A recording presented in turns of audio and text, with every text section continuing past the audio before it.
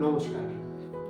এসপ্ল্যানেডে স্থিত শহীদ মিনারের সঙ্গে আমরা কম বেশি সবাই পরিচিত, কিন্তু জানেন কি শহীদ মিনারের থেকেও প্রাচীন স্মৃতিসৌধ রয়েছে খোদ দমদমে।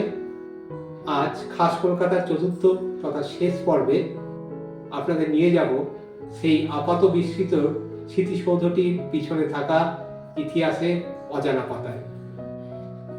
দমদমের সেন্ট স্টিফেন্স স্কুলের পিছনে অবস্থিত এই স্মৃতিসৌধটির নাম পিয়ার সাহেবের স্মৃতিসৌধ, যা তৈরি হয়েছিল 1789 সালে। শহীদ মিনার তৈরির 39 বছর আগে। মাটি থেকে 50 ফুট উচ্চতা বিশিষ্ট এই স্মৃতিসৌধটির কারিগরি নাম করিন্থিয়ান পিলার। মূলত ব্রিটিশ বাস্তুশিল্পে 3 ধরনের পিলার দেখতে পাওয়া যায়।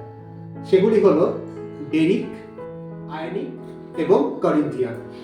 এর মধ্যে করিন্থিয়ান পিলারই সবচেয়ে বেশি কারুকার্যমণ্ডিত হয়। কে ছিলেন এই পিয়ার সাহেব? ইনার পুরো নাম কর্নেল থমাস জন পিয়ার্স। ইংল্যান্ডের বার্কশায়ারের একটি অভিজাত পরিবারে জন্মগ্রহণ করেন এই পিয়ার সাহেব। মাত্র 26 বছর বয়সে তিনি কলকাতায় চলে আসেন। কলকাতায় এসে হায়দারের মহীশূরের বিরুদ্ধে তিনি ইংরেজ শক্তিকে সামনে থেকে নেতৃত্ব দেন। সেখানে বেঙ্গল আর্টিলারির দায়িত্ব তিনি গ্রহণ করেন এবং তাতে নতুন প্রাণ সঞ্চারও করেন। শুধু কি তাই, তিনি বেঙ্গল আর্টিলারির সর্বোচ্চ পদে আসীন হন। নিজ কর্মকুশলতার গুণে অর্জন করেন সোর্ড অফ অনার খেতাবটিও। 21 বছর এই বেঙ্গল আর্টিলারির সাথে যুক্ত থাকেন পিয়ার সাহেব। একটি দীর্ঘ কর্মকুশলতার ইতিহাস যুক্ত হয়ে যায় পিয়ার সাহেব এবং বেঙ্গল আর্টিলারির মধ্যে। 1784 সালে দমদম আর্টিলারিতে ভয়ানক আগুন লাগে। জনশ্রুতি রয়েছে সেখান থেকে ছড়িয়ে পড়া বিষাক্ত মার্কারির প্রভাবে অসুস্থ হয়ে পড়েন পিয়ার সাহেব।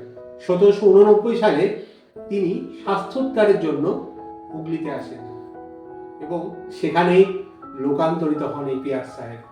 পিয়ার সাহেব চলে গেলেন, রেখে গেলেন তার কর্মকুশলতার নীরব নিদর্শন।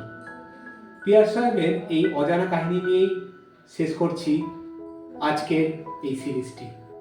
আবার কোন নতুন সিরিজ নিয়ে নতুন উপস্থাপনায় হাজির হব আপনাদের সামনে। আজকের মতো ধন্যবাদ।